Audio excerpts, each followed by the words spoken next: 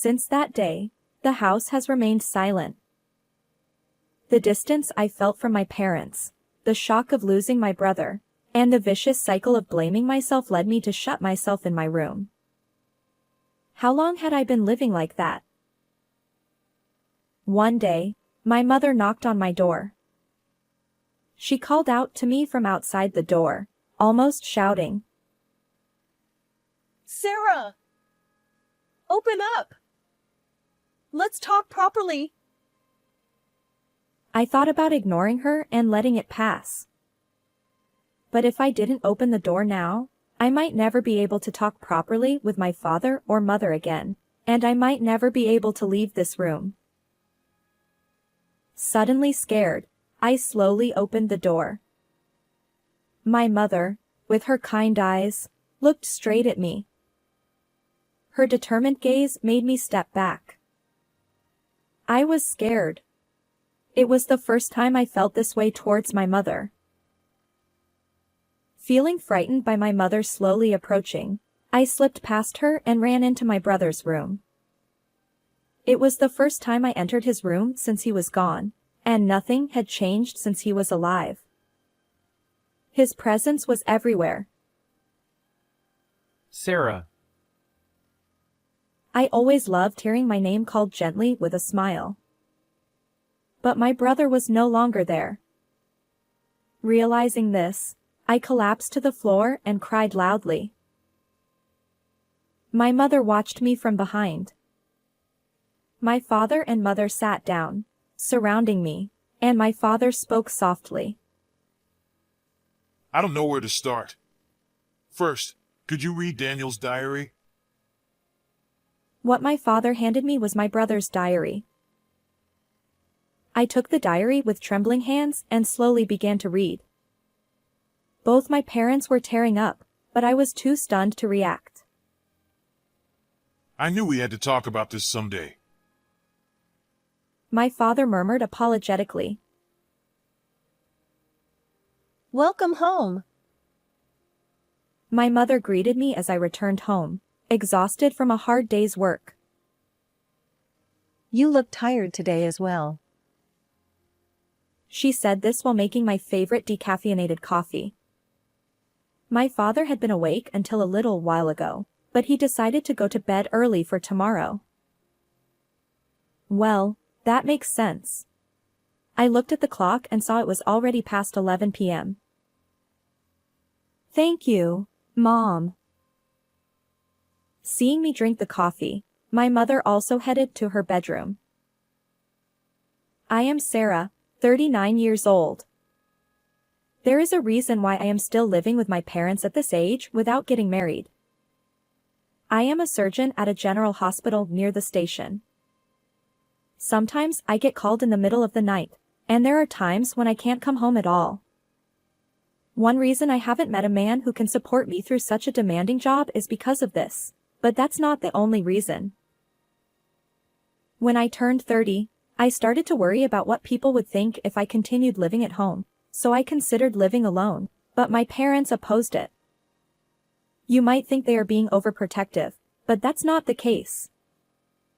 I am completely incapable of doing housework. Cleaning, laundry, cooking. I'm bad at all of them. I have the intention to do them, but they just don't go well. Knowing this, my parents probably opposed me living alone because they could foresee the disastrous state my place would become. My mother often jokes, "I feel like mushrooms might start growing in your room someday." and I can't argue with her. If I had moved out, I probably wouldn't be able to calmly drink coffee like this and would have collapsed at the cluttered entrance. I am truly grateful. As I passed by my parents' room, I expressed my gratitude in my heart and sank into my fluffy bed. The next morning, I headed to the living room after waking up. I had taken the day off, so I shouldn't receive any calls except for emergencies. Even so, I never let go of my phone because you never know what might happen. My parents were already awake and had finished breakfast early. "Good morning, Sarah." You were late last night. Are you okay? I could tell he was gently concerned about me. I'm fine. I sat down next to him and glanced at the newspaper. Seeing me, my father murmured. It's been 23 years since then. I looked at the date in the newspaper. Exactly 23 years. I nodded with an awkward smile. After finishing breakfast, my parents and I got ready and got into the car. My father was about to drive, but I said, "I'll drive. I haven't driven the car recently, so I want to get back into the swing of things." I took the driver's seat. On the way there, the car was unnaturally silent. No one tried to speak. I'm sure both my father and mother had their own thoughts. As I drove, I also remembered many things. We arrived at the cemetery on the small hill and started walking silently. We reached a grave, cleaned it, and prayed together. Finally, my mother spoke. Daniel, we are doing well. Hearing her words, my father and I closed our eyes. Each of us spoke to him in our hearts, and eventually, we all looked up. "Shall we go now?" I called out to my parents, who seemed like they would stand there until sunset if I didn't say something. Watching their backs as they headed to the parking lot, I spoke to the grave. "I'll come again, Daniel." And with that, we left the cemetery. We decided to have a meal before heading home and entered a nearby restaurant. As I reached into my bag to take out my phone, something caught my eye. It was something my brother had bought for me when he was still alive, after I had begged him for it. As I held it and reminisced, my father spoke to me with concern. "I'm fine. I was just remembering," I said with a smile. My parents are very kind to me. Even though I'm old enough to be called an aunt, they still worry about me. I hardly remember ever being scolded. More than my parents, it was my brother Daniel who showered me with love. When I was little, he always held my hand when we walked, until I was embarrassed and refused. Whenever I went out with friends, he would tell me to be careful of cars and not to follow strangers. I often thought he was worrying too much. But I was happy. I felt loved and cherished. And I loved Daniel just as much. Whenever I heard stories of sibling fights from my friends, I wondered why they fought, because we got along so well. But I also felt a bit strange about it. No matter how selfish I was, my parents and Daniel would always listen with a smile. Why was I so cherished? I would understand that much later. When I entered high school, I had to commute by train instead of walking. Daniel's worry seemed to intensify even more. "Take this." He handed me a personal alarm so I could call for help if needed, and I couldn't help but laugh. I'm not a kid. Besides, if this goes off on the train, it would be a nuisance. Seeing me laugh, Daniel looked a bit sad. I appreciated his concern, so I said, "I'll keep it as a charm because it has your feelings in it." When I put the alarm in my bag, his expression changed to one of relief. He would also ask in detail where I had been and with whom if I came home a little late. I thought about starting a part-time job once I got used to high school life, but I knew he would never allow it. That was something that troubled me. One day, a friend I had become close with in my class asked me if I didn't have a cell phone. Actually, I had been thinking of starting a part-time job to get a cell phone contract, but there was an issue with Daniel. At that time, almost everyone in the class had one, and it was an essential item for communication. How could I get one? While I was thinking about that, Daniel muttered, It's good that you're making more friends in high school, but it's worrying not knowing where you are or what you're doing. The moment I heard those words, I had an idea. Then, why don't you buy me a cell phone? I thought it might be too selfish, but it was a gamble. I had never asked Daniel to buy me anything before. I didn't like the idea of taking advantage of his kindness.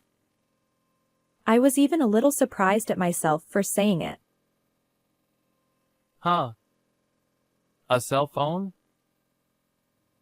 He looked puzzled. Maybe because it was unusual for me to ask for something. Had I gone too far with my selfishness? Anxiety crept in. Maybe I shouldn't have said anything. Just as I thought that.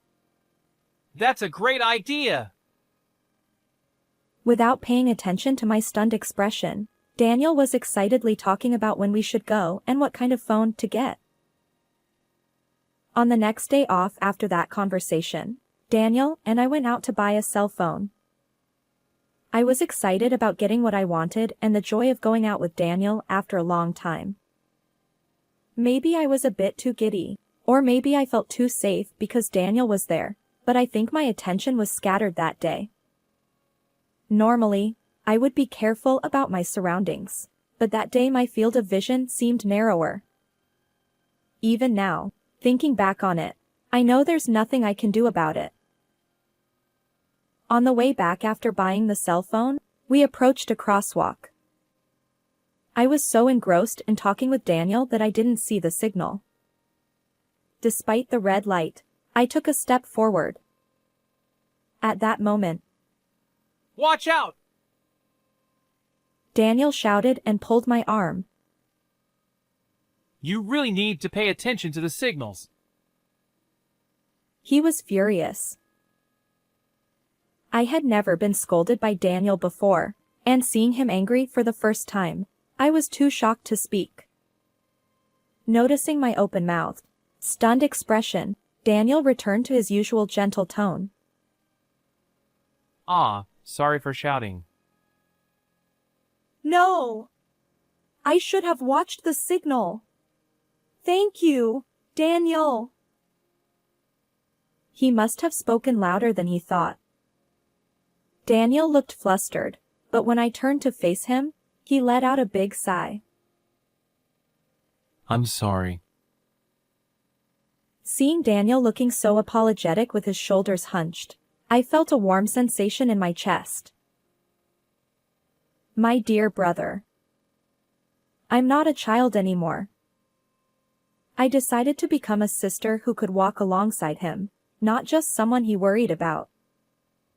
While I was thinking that, the signal turned green. Oh, it's green now.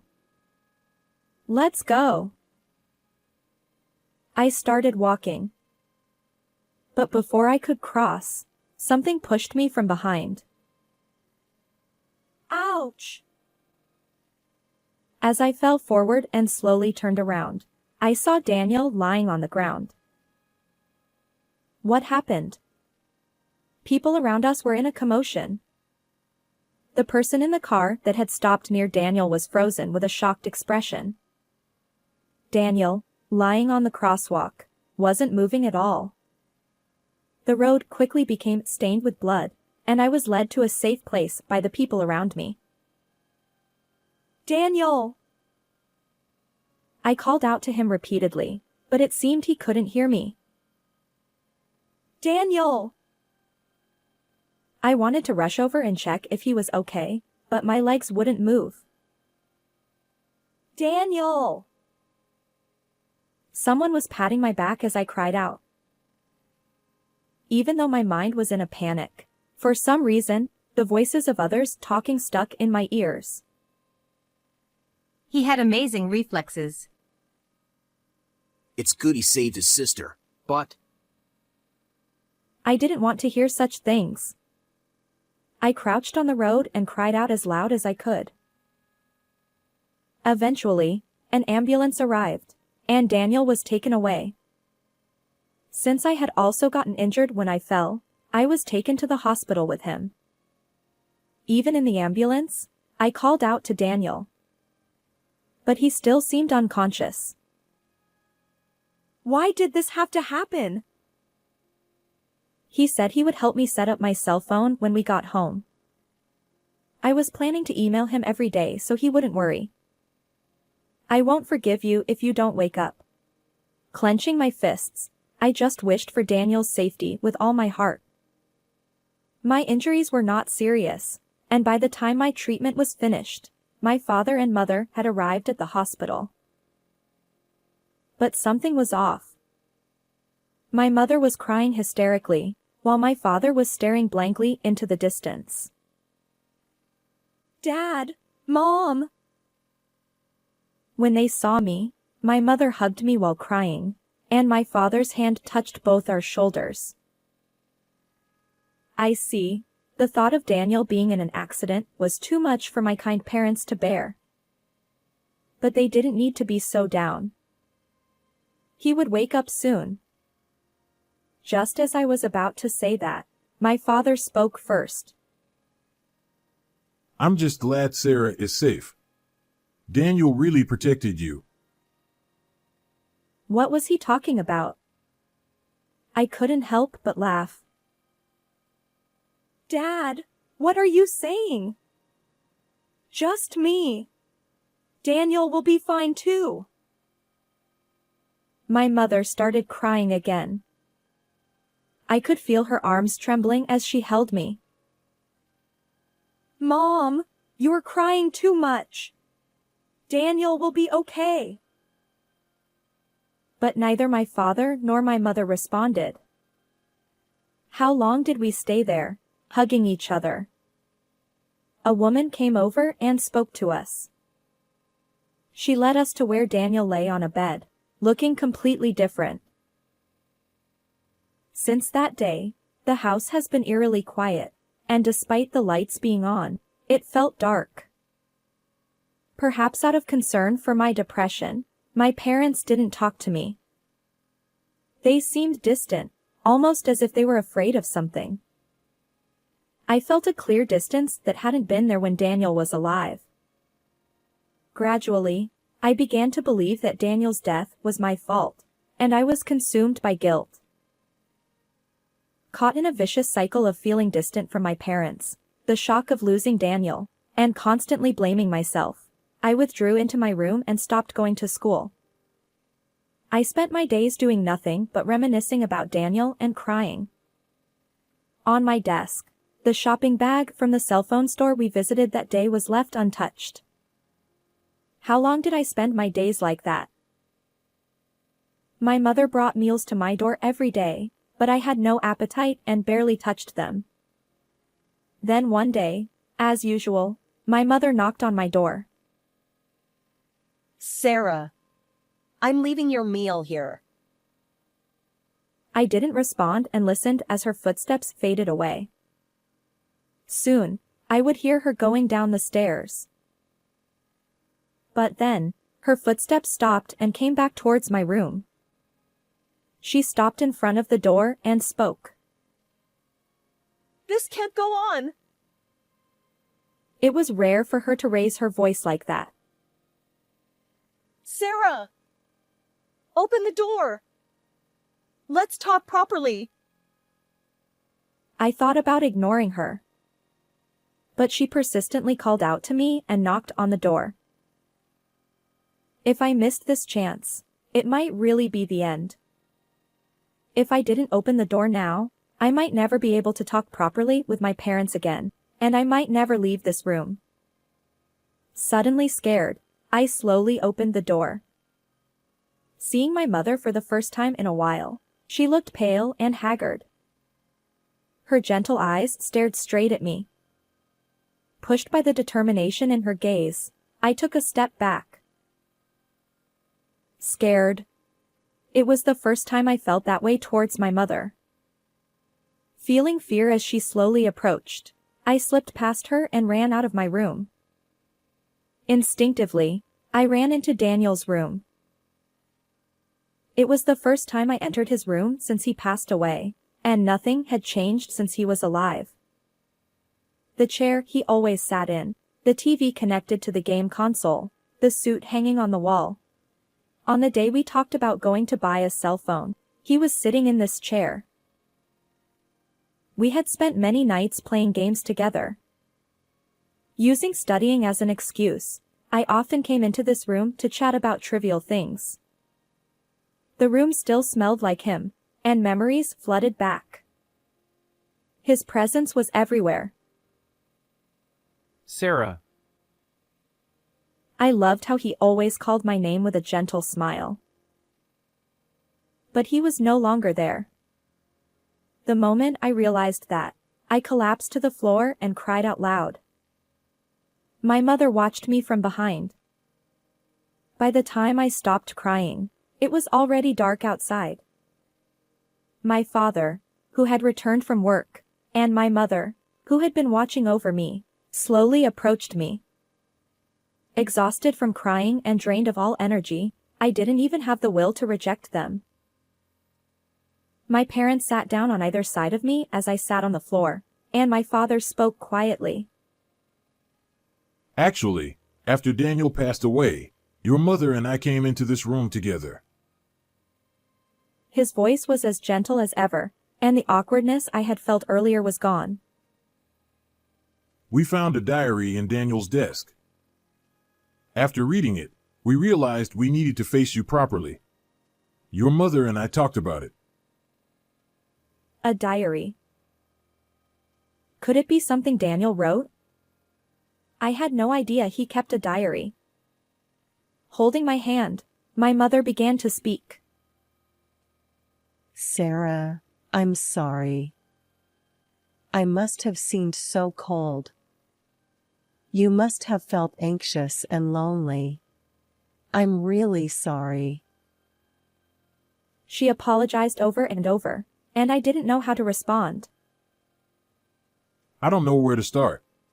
First, could you read Daniel's diary? He handed me the diary Daniel had left behind. I took it hesitantly and began to read slowly. Little did I know, it contained shocking truths. There was once a girl named Leah in this family. The diary began by describing how the four of them lived happily together. Leah and Daniel were very close, and he adored her. One day, Daniel and Leah went to the park together. It was a 3-minute walk from home. The park where Daniel, a grade schooler, always played with his friends. Although my parents were a bit worried, they let them go because it was a familiar park. They told them to be careful and not to come home late. But a few minutes later, Daniel came back alone. He looked pale and couldn't speak properly, so my mother sensed something was wrong and rushed outside. On the way to the park, she saw a car stopped on the road. A man, presumably the driver, was on the phone, looking flustered. When she reached the front of the car, she saw Leah lying there in a terrible state. I instinctively closed the diary. Even though I had cried so much already, tears still streamed down my face. My mother silently patted my back, and once I calmed down a bit, I continued reading. After losing Leah, the atmosphere in the family changed drastically. My parents blamed themselves for letting the children go to the park alone. Daniel felt guilty for being unable to do anything as he watched his sister get hit by a car. His depression was more severe than anyone else's, and he began to refuse to go outside. It became difficult for him to attend school, and my parents, feeling they couldn't go on like this, decided to adopt a child. Do you think it was a naive idea? But it was the only thing we could do. I remembered how I once begged my mother for a younger sibling, but she gently refused. I later learned that my mother had had a hysterectomy, Come to think of it, the diary hadn't mentioned me yet.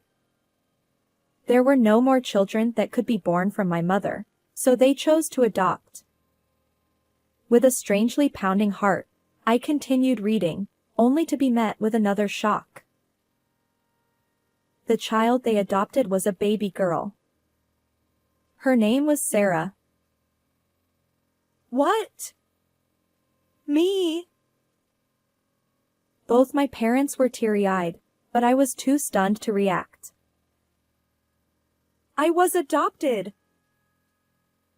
I knew we had to tell you someday. He murmured apologetically. In the diary, it was written how Daniel regained his former vitality and how my presence saved him and our parents. The last sentence expressed his determination to continue protecting this beloved family. After reading everything, I took a deep breath. I couldn't believe I was adopted, but more than that, I couldn't bear the fact that my parents had lost both of their biological children in accidents. I began to understand why I had been treated with such exceptional care. After a moment of silence, my father began to speak. As it was written in the diary, Daniel risked his life to protect you, Sarah. The small life he couldn't save that day. To never repeat the same mistake, he protected my life with his own. Even though we weren't related by blood. Tears welled up in my eyes again. Even if he did that, my parents are still cold to me. Did my unspoken sobs convey these feelings? This time, my mother spoke to me. Sarah. It's not that you're father and I don't love you. My father nodded repeatedly.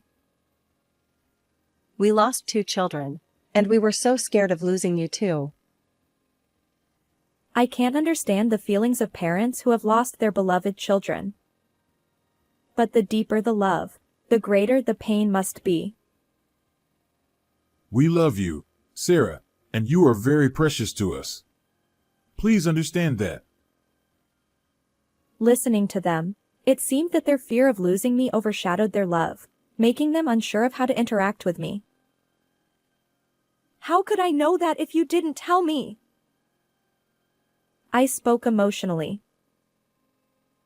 After Daniel was gone, you both seemed so distant. I poured out all the feelings that had been bottled up in my heart. I was lonely. I confessed how I blamed myself for Daniel's death and how their attitude made me feel anxious, lonely, and sad. My mother hugged me. Then my father hugged us both. As we embraced, we cried together. Eventually, we lifted our heads, and my mother spoke. Sarah, we may be unreliable, but can we start over slowly, as an irreplaceable family? I squeezed my mother's hand and nodded firmly. Because to me, you both are my real family. Thank you. Thank you. As we looked at each other, I suddenly felt embarrassed and made a request to my mother. After crying so much, I'm hungry. Mom, can you cook? I'll help. And so, our family gathered around the dining table for the first time in a long while. The next day, I got ready to go to school. I checked my uniform and hairstyle for any disarray and made sure I hadn't forgotten anything, over and over again. Then, I put the cell phone, which Daniel had bought for me, into my bag. It had a strap attached to it that we had picked out together at a shop on the same day. It sparkled brightly, as if illuminating my future. After having breakfast, I finished getting ready to leave. But suddenly, I was overcome with anxiety and looked at my parents, who were watching over me from behind. It had been 2 months since I stopped going to school. Would I be able to fit in with my class now?